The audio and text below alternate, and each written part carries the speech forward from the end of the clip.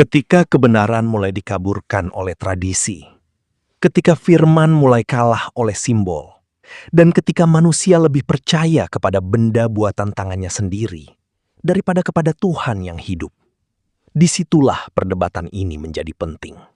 Dalam diskusi kali ini, Edis TV kembali mengangkat satu pertanyaan mendasar yang sering dihindari banyak orang. Apakah iman harus tunduk kepada firman? Atau firman yang harus ditafsirkan agar sesuai dengan kebiasaan manusia? Percakapan ini bukan sekedar soal patung, bukan sekedar soal simbol keagamaan, melainkan tentang bagaimana manusia seringkali menciptakan versi Tuhan menurut keinginannya sendiri, lalu memaksa Tuhan mengikuti imajinasi tersebut. Disinilah kritik tajam Edis diarahkan. Jangan sampai agama berubah menjadi tempat pembenaran tradisi, sementara kebenaran yang tertulis justru ditinggalkan. Bang Dani Arci, kenalan diri dulu Bang. Abang ini Muslim kah? Sudah ganteng Saya kok Bang. Kristen. Saya Kristen. Oke. Apa Bang yang mau Bang sampaikan Bang? Silakan. Saya mau menanyakan begini. Di Yohanes 1 dikatakan terang yang sesungguhnya telah datang. Oke. Artinya kita mulai itu perjanjian baru ya. Oke. Nah, artinya di perjanjian lama, apakah terang sesungguhnya itu sudah ada atau terang yang seperti apa? Sudah ada Bang, tetapi belum datang. Datang dilahirkan, datang ke dunia seperti itu. Bangsa-bangsa yang tinggal dalam kegelapan akan melihat terangnya yang ajaib dan seterusnya dan seterusnya dan seterusnya. Itu berbicara tentang Yesus yang telah datang ke dunia, Bang. Menjadi terang, menjadi jalan bagi umat manusia. Seperti itu. Tetapi yang dilakukan, yang saya bahas sekarang itu adalah terang itu digantikan oleh umat-umat, oleh RK dan kawan-kawan ini menjadi patung-patung berhala mereka. Begitu. Mereka tidak melihat terang itu, Bang. Yang mereka lihat adalah singa terbang. Kalau singa terbang, terang nih dunia ini, bisa beli rokok kita. Sama RK untuk beli rokok gitu. Untuk beli nikotin. Boleh saya lanjut sedikit? Silakan. Mungkin secara pengetahuan mungkin banyak kita mengetahui tentang malaikat yang jatuh. Malaikat yang jatuh tadi disebut Lucifer atau si pembawa terang. Ya, diartikan si pembawa terang. Dan putra Allah ataupun Yesus Kristus, Sang Firman, disebut juga sebagai terang dunia. Sama-sama terang. Nah, ya, iblis itu kan selalu ingin menyamar, Bang. Nah, itu iblis itu kan dia selalu ingin mengcopy paste, mengcopy paste, melakukan peniruan. Betul nggak? Betul. Nah, itulah. Jadi ketika Tuhan berfirman, jangan engkau makan buah ini. Nah, sama dia dipelintir itu. Nah, boleh kamu makan buahnya. Sama seperti di dalam Alkitab, jangan engkau sujud menyembah patung. Dipelintir sama mereka, boleh kau sujud menyembah patung. Selalu begitu Bang, model-modelnya itu selalu begitu. Dari dulu itu selalu begitu model-modelnya, kembar. Artinya iblis mencoba menyamar menjadi malaikat terang. Betul sekali, itulah yang dikatakan dalam Alkitab. Baik. Itu. Mereka menyamar menjadi malaikat terang. Seperti itu. Nah, makanya kita minta hikmat dari Tuhan. Kita berdoa. Jangan berdoa kepada Maria. Maria gak pernah mengajarkan itu. Gak pernah diajarkan. Bunda Maria, kami datang kepadamu. Tuhan Yesus mengajarkan apa? Doa Bapa kami yang di surga. Tapi sama mereka dirubah, Ibu kami yang di surga. Pokoknya dipelintir terus sama mereka, Bang. Selalu dipelintir firman Tuhan itu sama mereka. Iya. Begitu. Sedikit lagi, Bang Bro Edis. Jangan. Saya coba untuk menyimpulkan bahwasanya di akhir zaman akan muncul nabi-nabi palsu yang mengajarkan juga seolah-olah mengajarkan terang. Artinya ada iblis-iblis yang menyamar dalam rupa manusia menjadi seolah-olah menjadi sesuatu hal yang kita anggap suci, terang, ya sekali lagi, bagaikan terang. Dan banyak mungkin di antara kita akan tertipu kalau kita tidak bisa mengenali si gembala itu. Betul. Nah, yang mau saya maksud begini, iblis dari awal, ya dari awal sampai di zaman Yesus dia berkarya. Artinya dia Sampai sekarang, Bang. ya sampai sekarang dan sampai yang waktu yang akan datang. Bagaimana kita bisa mengetahui pola mereka-mereka yang menyamar seolah-olah menjadi terang tadi? Apakah mereka bisa mungkin di dalam gereja? Oh, bisa sekali. Bahkan dikatakan mereka ada di tengah-tengah kita. Jelas dalam Alkitab itu. Mereka itu ada di antara kita. Begitu. Seperti itu, Bang. Nah, makanya, Bang, bagaimana cara kita supaya kita bisa mendeteksi apakah itu adalah sesuatu ajaran yang menyimpang firman Tuhan yang kita pakainya. Jadi, maka kita harus ukur segala sesuatu itu berdasarkan dengan firman Tuhan. Makanya kata Rasul Paulus, jikalau ada orang yang memberitakan kepada kamu suatu Injil yang lain, suatu Injil yang berbeda dengan apa yang kami beritakan, jangankan dia romo, jangankan dia pendeta, malaikat yang turun dari surga, terkutuklah dia. Contohnya apa? Contohnya orang yang memberitakan Injil dengan membawa patung-patung, sembala patung ini. Begitu. Dan orang-orang seperti itu, Bang, biasanya dia tidak peduli dengan firman Tuhan.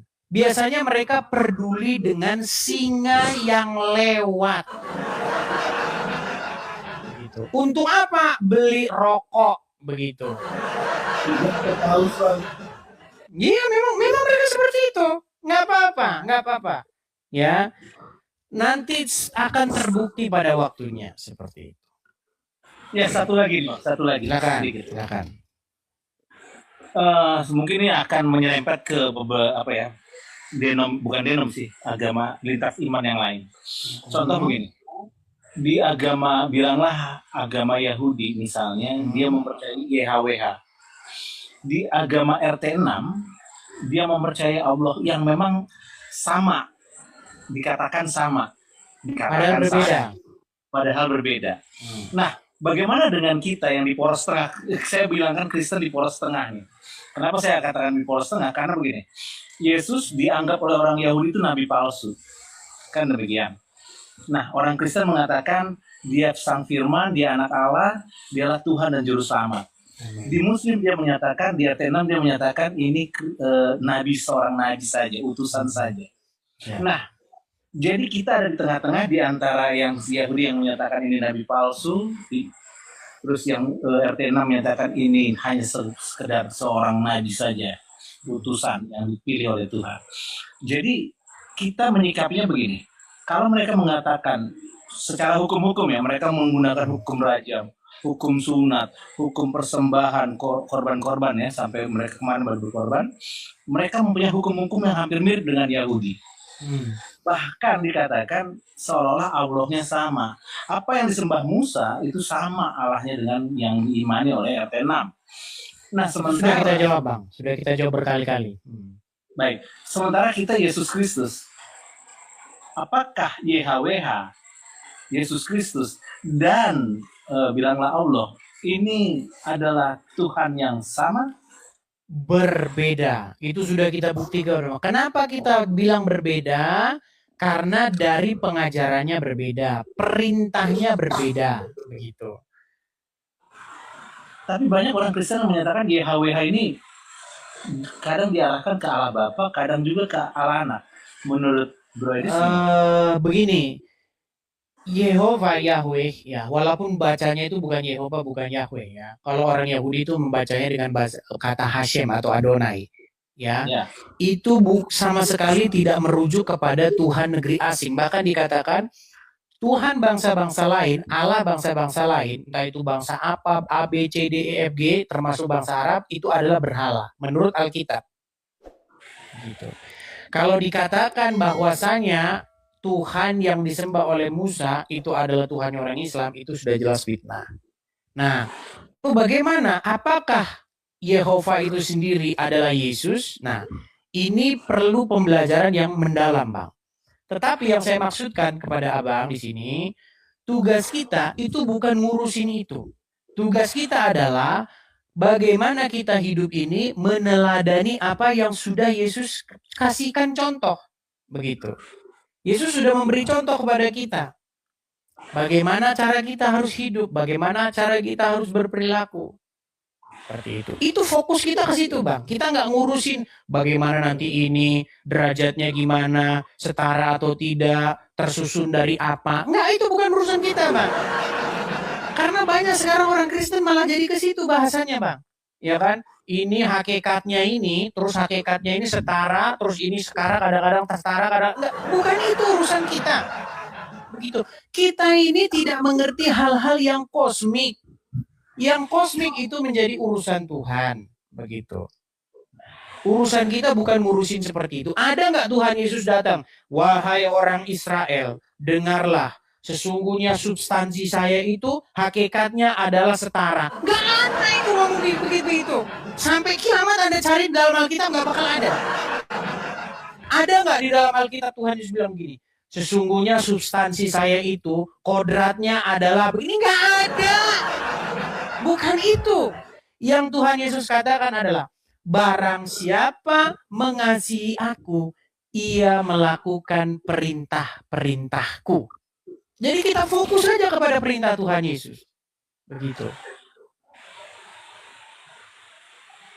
Mengenai hal-hal yang tersebut, Bang, terus terang saya katakan, kita nggak usah jadi sok tahu. Begitu.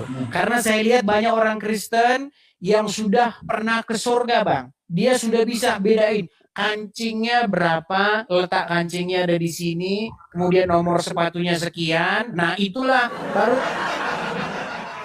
Saya lihat banyak sekarang seperti itu. Sok-sok sudah pernah ke surga. Apa yang dikatakan Alkitab aja sudah cukup gitu loh. Yesus anak Allah. Ya, dia sang Mesias, datang ke dunia menyelamatkan umat manusia supaya semua manusia datang kepada Tuhan Yesus. Seperti itu. Dan menerima Yesus sebagai Tuhan dan juru selamatnya. Apa artinya Yesus sebagai Tuhan? Nah, banyak orang tidak tahu juga, Bang. Yesus sebagai Tuhan itu apa? Dipikirnya Yesus sebagai Tuhan itu adalah Yesus adalah sejenis partikel tertentu, yaitu tadi itu yang saya bilangin tadi itu. Yesus Tuhan artinya Yesus itu kodratnya begini, kodratnya begitu. Bukan itu. Yesus Tuhan itu artinya Yesus tuh jadi kepala, jadi raja yang memerintah kita. Itu artinya Yesus Tuhan itu. Kalau orang masih, saya kasih contoh. Orang masih satu megang paha istri orang. Kemudian orang masih kerjanya dugem-dugem. Mabok-mabok. Sambil begitu-begitu. Yesus belum jadi Tuhan di hidup dia, Bang. Belum. Yesus jadi Tuhan tuh artinya Yesus memerintah, gitu loh. Yesus tuh pegang kendali, itu artinya Yesus menjadi Tuhan itu. Coba kalau bagi orang Islam, apakah Yesus menjadi Tuhannya? Tidak. Yesus tidak pernah jadi Tuhan bagi orang Islam. Dan Yesus bukan Tuhannya orang Islam. Karena Yesus tidak memerintah dia. Banyak orang nggak ngerti itu, Bang. Gitu.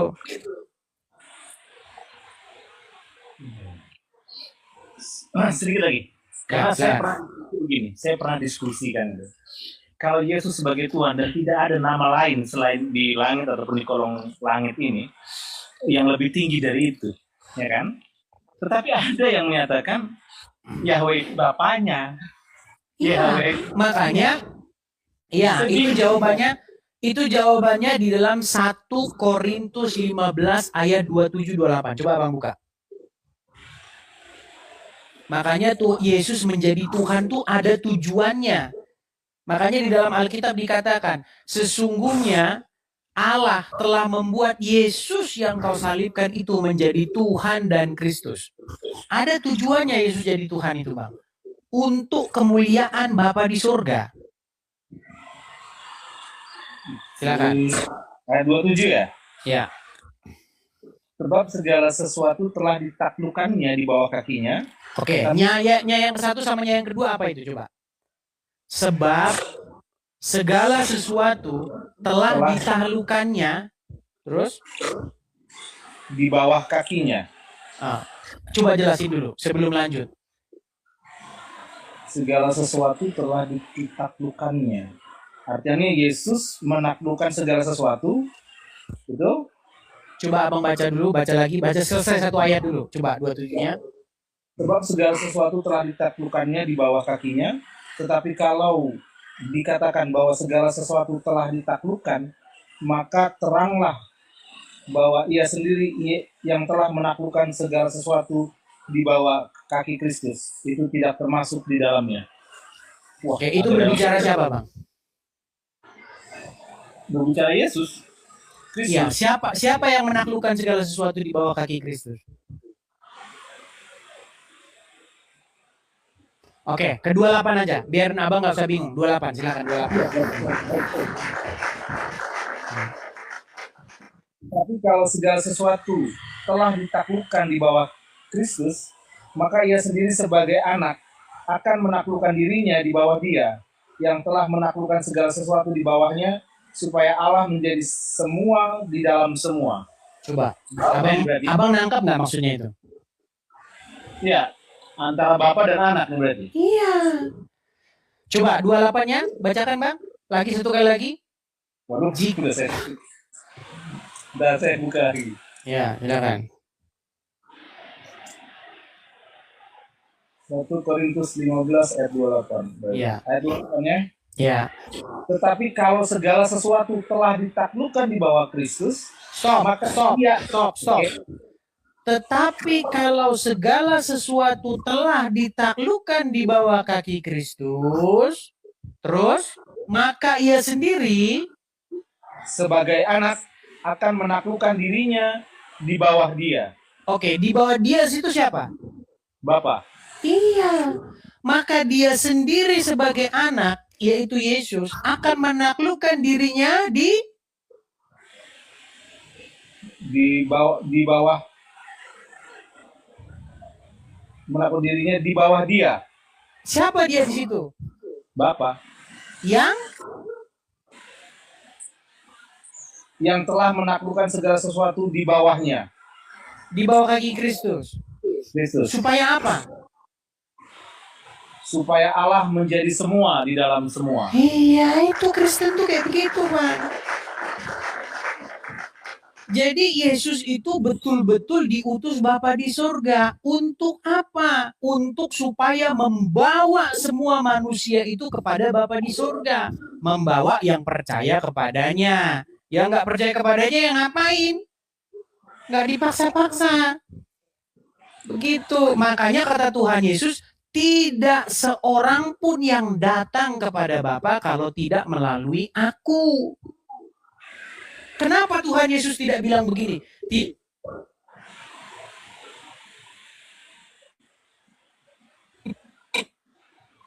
Bentar, ada telepon tadi.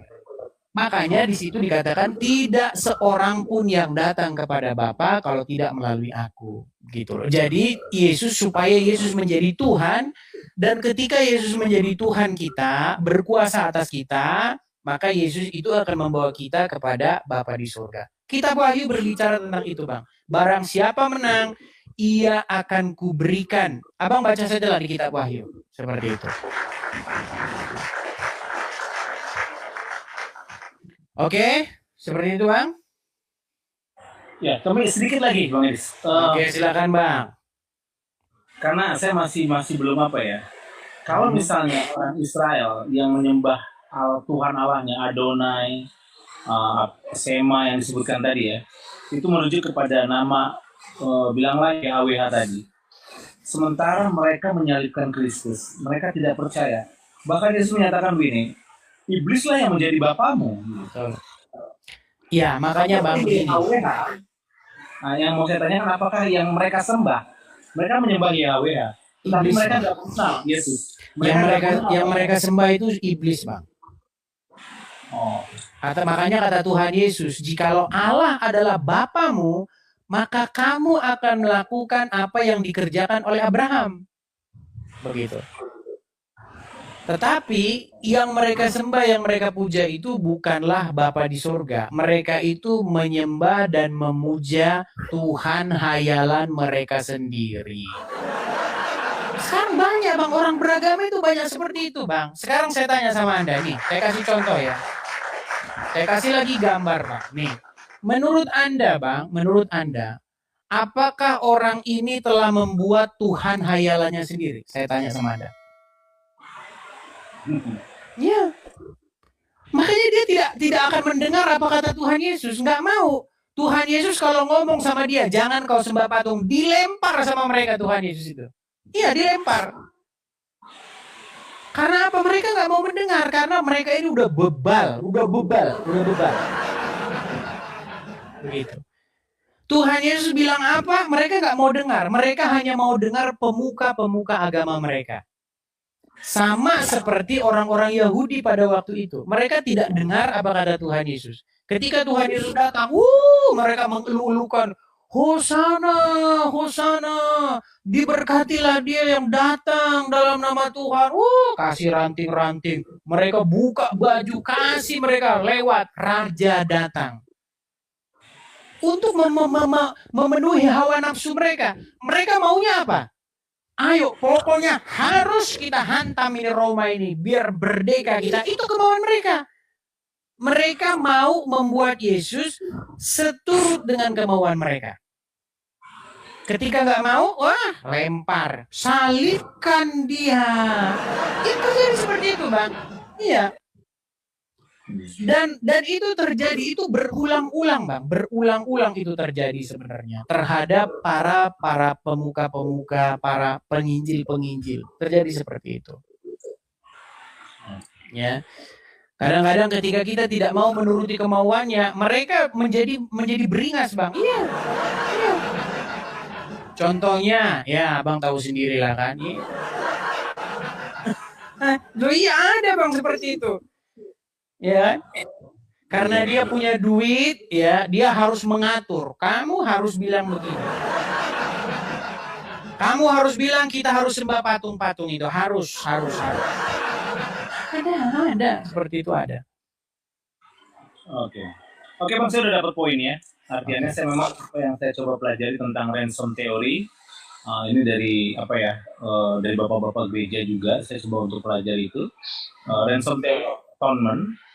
Dan saya memang membuat sedikit kajian pribadi untuk melihat yang saya bilang tadi, si pembawa terang yang saya katakan di awal, Lucifer, dengan bagaimana yang dari setiap awal ke zaman Yesus di masa orang Israel dan sampai saat ini.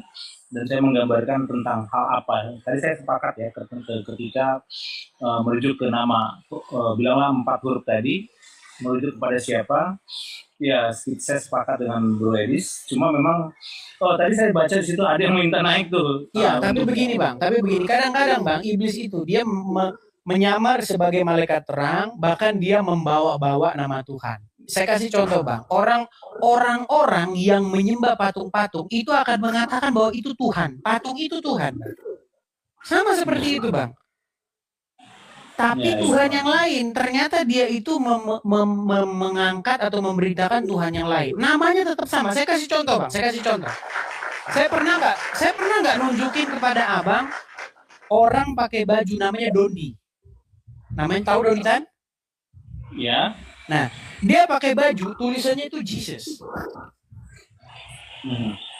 Tapi percaya nggak Anda bahwa Yesus di situ ada Yesus palsu? Sepertinya ya, pastinya ya. Iya, jangan salah. Dia tulisannya Yesus, tapi Yesus yang memberitakan asyhadu alla ya itu. Ya, jadi jangan seperti itu juga Bang, orang-orang Bang. Banyak sekarang itu. Dia bilang, ini Maria. Bukan Maria ini, Bro, bukan Maria.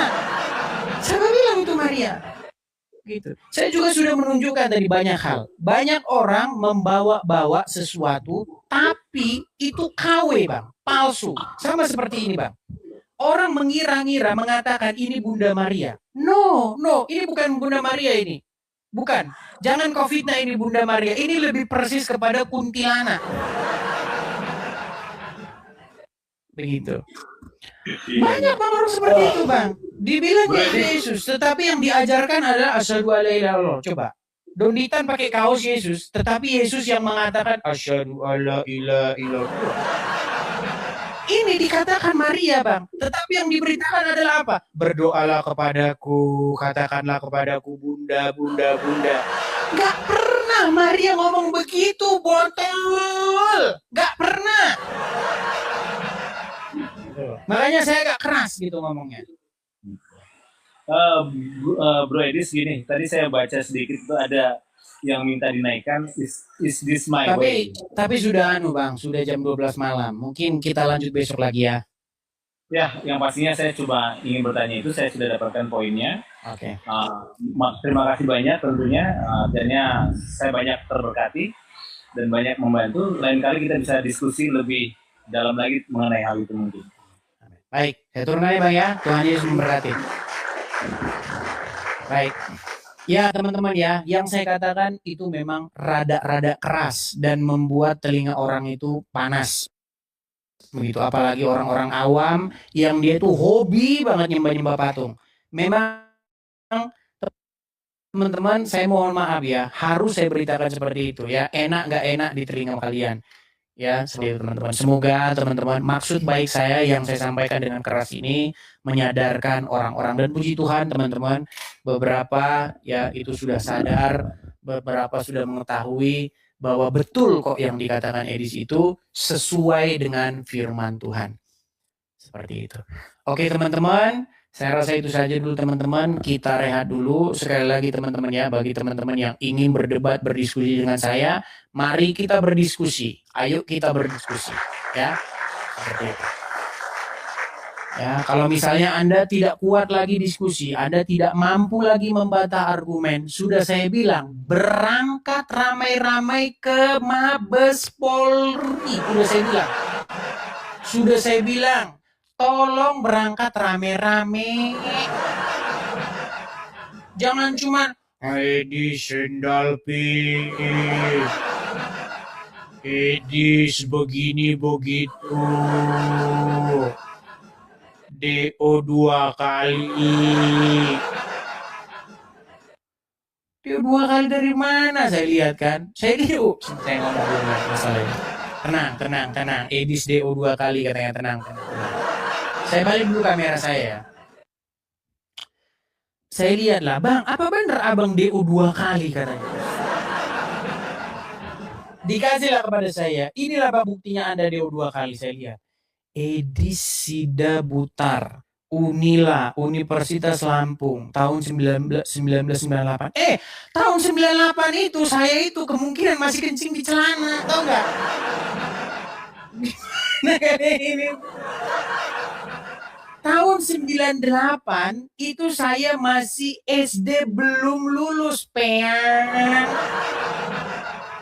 Orang-orang ini kadang aneh. Sekarang gini aja lah, itu juga nggak saya pedulin lah. Mau kau bilang DO 2 kali pun tidak peduli saya. Substansi aja kau bahas. Mampu kau membahas substansi, ayo. Tapi saya pastikan kamu akan kencing di celana kalau membahas substansi. Iya, karena mereka nggak bisa.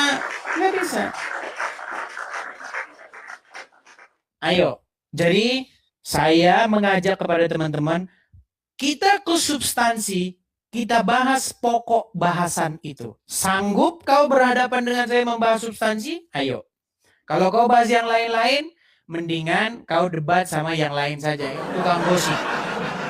Ya, jangan sama saya. Seperti itu.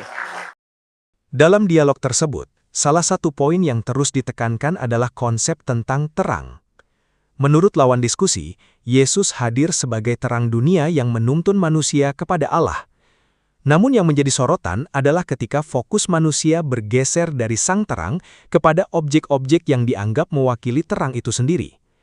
Disinilah kritik Edis menjadi sangat tajam. Ia berargumen bahwa sepanjang sejarah, pola yang digunakan oleh penyesatan selalu sama. Bukan menolak kebenaran secara terang-terangan, melainkan menirunya, memodifikasinya, lalu menggesernya sedikit demi sedikit hingga orang tidak lagi mampu membedakan mana yang asli dan mana yang palsu. Logika yang dibangun sederhana namun menusuk. Jika iblis digambarkan sebagai pihak yang suka menyamar sebagai malaikat terang, maka bentuk penyesatan yang paling berbahaya bukanlah kegelapan yang tampak jelas, melainkan sesuatu yang terlihat suci, terlihat religius, bahkan menggunakan nama-nama yang akrab bagi umat beriman. Karena itu, menurut Edis, ukuran kebenaran tidak boleh berdasarkan tradisi, perasaan, warisan budaya, atau banyaknya pengikut. Ukurannya harus kembali kepada firman itu sendiri. Ketika firman mengatakan satu hal tetapi praktik keagamaan mengajarkan hal yang berbeda, maka yang harus diuji adalah praktik tersebut, bukan firman yang dipaksa menyesuaikan diri. Argumen ini kemudian diperkuat oleh kritik terhadap kecenderungan sebagian orang yang lebih menghormati simbol daripada memahami ajaran yang diwakili simbol itu sendiri. Menurut Edis, ketika seseorang lebih sibuk mempertahankan benda-benda religius daripada memahami ajaran yang tertulis, maka ada bahaya besar bahwa fokus iman telah bergeser. Yang menarik, Edis juga menyoroti fenomena yang sering terjadi dalam dunia keagamaan. Manusia menciptakan Tuhan versinya sendiri. Tuhan yang selalu setuju dengan keinginannya, Tuhan yang tidak pernah menegur kebiasaan mereka, Tuhan yang dibentuk sesuai kenyamanan mereka. Padahal dalam banyak kisah keagamaan, para nabi dan utusan Tuhan justru datang untuk menentang kenyamanan manusia, bukan mengakomodasinya. Kritik berikutnya yang cukup kuat adalah ketika Edis mengingatkan bahwa banyak orang terjebak dalam perdebatan teologis yang rumit, tetapi melupakan inti ajaran yang paling mendasar, hidup sesuai kehendak Tuhan. Menurutnya tidak ada gunanya berbicara tinggi tentang hakikat, substansi, atau istilah teologis yang sulit jika kehidupan sehari-hari masih jauh dari nilai-nilai yang diajarkan. Ukuran iman bukanlah seberapa banyak istilah yang diketahui, tetapi seberapa jauh seseorang tunduk kepada kehendak Tuhan. Karena itu, Edis menegaskan bahwa pengakuan terhadap Tuhan bukan sekedar ucapan di mulut. Tuhan benar-benar menjadi Tuhan ketika Dia memerintah kehidupan seseorang. Jika perilaku, keputusan dan cara hidup masih dikendalikan oleh hawa nafsu, ego, dan kepentingan pribadi, maka secara praktis Tuhan belum menjadi penguasa hidup orang tersebut. Inilah bagian yang paling menohok dari diskusi tadi. Banyak orang mengaku membela Tuhan, tetapi marah ketika firman Tuhan mengoreksi tradisinya. Banyak orang mengaku mencintai Tuhan, tetapi lebih setia kepada pemimpin agamanya daripada apa yang tertulis dalam kitab sucinya. Banyak orang mengaku mencari kebenaran, tetapi ketika kebenaran itu bertentangan dengan kebiasaan yang sudah diwariskan turun-temurun, mereka memilih mempertahankan tradisi daripada melakukan koreksi diri. Menurut Edis, inilah yang dahulu terjadi pada banyak kelompok keagamaan yang menolak para nabi.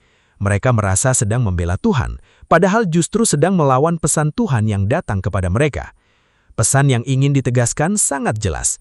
Jangan sampai seseorang begitu sibuk mempertahankan simbol, lembaga, dan identitas kelompoknya hingga lupa memeriksa apakah semua itu masih sejalan dengan firman yang menjadi dasar iman mereka. Pada akhirnya, pertanyaan terbesar bukanlah siapa yang paling keras berdebat, siapa yang paling banyak pengikutnya, atau siapa yang paling lama memegang tradisi. Pertanyaannya adalah apakah ajaran yang kita pegang benar-benar berdiri di atas firman, atau hanya berdiri di atas kebiasaan yang diwariskan tanpa pernah diuji. Kebenaran tidak ditentukan oleh popularitas. Kebenaran tidak berubah hanya karena banyak orang tidak menyukainya. Dan kebenaran tidak membutuhkan pembelaan emosional. Ia hanya membutuhkan keberanian untuk diperiksa secara jujur. Jika sebuah keyakinan memang berasal dari Tuhan, maka ia akan sanggup diuji oleh firman. Tetapi jika ia hanya lahir dari tradisi dan imajinasi manusia, maka cepat atau lambat kontradiksinya akan terlihat. Karena itu, sebagaimana tantangan yang disampaikan Edis TV, tinggalkan serangan pribadi, tinggalkan gosip, tinggalkan sentimen kelompok. Kembalilah kepada substansi, kembalilah kepada dalil, kembalilah kepada firman. Sebab di sanalah kebenaran seharusnya dicari, bukan di tengah keramaian opini manusia.